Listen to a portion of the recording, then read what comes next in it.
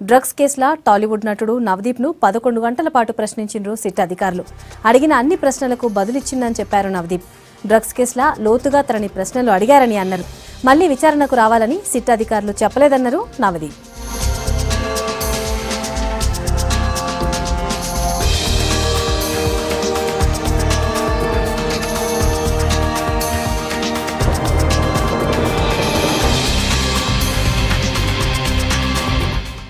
చాలా నమస్కారం అండి. గుడ్ ఈవినింగ్ అందరికీ. చాలా క్లియర్గా క్లారిటీగా ఆ ఈవెంట్ మేనేజర్ లింక్ కానీ దీనికి సంబంధించి ఇన్ఫర్మేషన్ కానీ చాలా క్లియర్గా అడిగారు.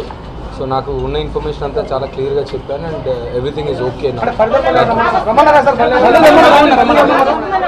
ఏమి రమ్మలేదండి, కావాలంటే ఫోన్ చేస్తాను.